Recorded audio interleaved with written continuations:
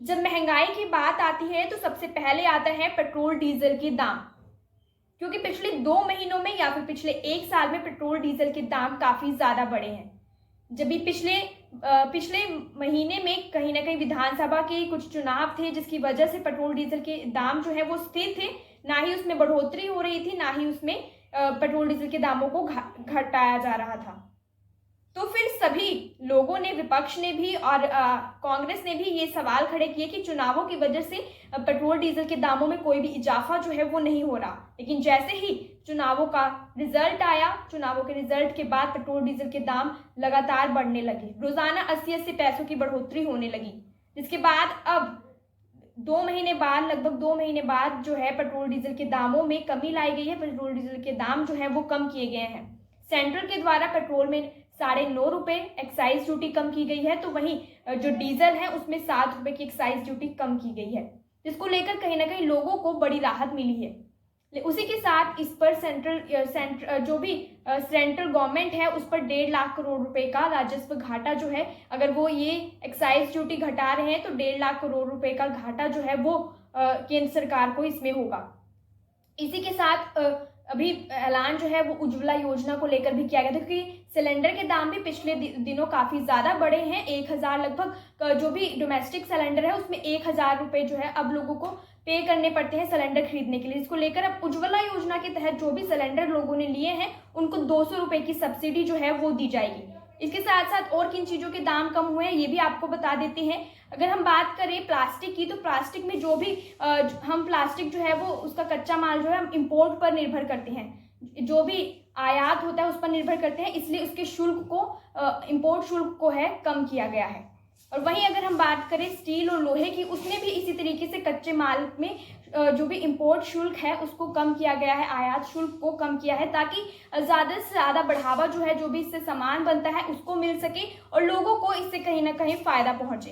लेकिन अगर हम बात करें पिछले खुदरा महंगाई और थोक महंगाई की, कंज्यूमर प्राइस इंडेक्स और जो भी होलसेल प्राइस इंडेक्स है वो कहाँ पहुंच गया है, कितने रिकॉर्ड कंज्यूमर प्राइस इंडेक्स ने तोड़े हैं और कितने रिकॉर्ड जो हमारा होलसेल प्राइस इंडेक्स है उसने तोड़े हैं।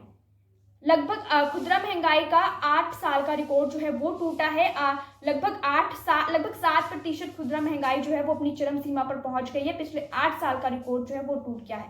और अगर हम बात करें थोक महंगाई की, तो थोक महंगाई ने पिछले 25 साल के रिकॉर्ड जो है वो तोड़ दिए हैं, क्योंकि ये लगभग 15% जो है थोक महंगाई बढ़ चुकी है। इसलिए आरबीआई ने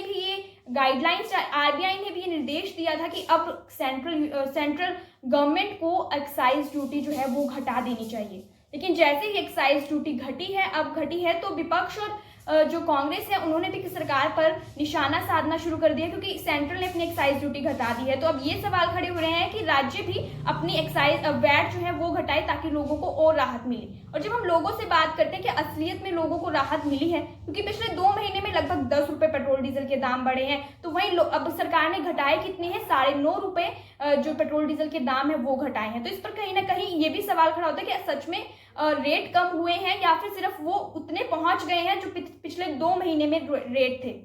तो आम जनता को क्या असलियत में राहत मिली? लो आम जनता का कहना ये है कि अगर इतने ही दाम एक बार और कम कर दिए जाएं तब आम जनता को राहत मिले, क्योंकि आम जनता की आमदनी जो है वो नहीं बढ़ रही है, लेकिन जो भी महंगाई है वो दिन पर दिन बढ़ती जा रही है। गेहूं को लेकर भी कहीं ना कहीं काफी संकट जो है वो है, जिसको लेकर अब गेहूं निर्यात पर रोक लगा दी गई है। अगर हम बात करें फरवरी जनवरी में, तो ये कहा जा रहा था कि रिकॉर्ड तोड़ निर्यात जो है वो गेहूं का करेंगे, लेकिन जिस तरीके से मार्च में गर्मी ने अपना रंग दिखाया, हीट वेव आई, जिसकी वजह से गेहूं का निर्यात जो है वो रोक दिया गया है। तो कई देश जो है इस पर अपनी प्रतिक्रिया दे रहे हैं कि गलत है, क्योंकि रूस यूक्रेन युद्ध भी चल रहा है और भारत गेहूं निर्यात का दूसरा देश है, महादेश है जो गेहूं निर्यात करता है।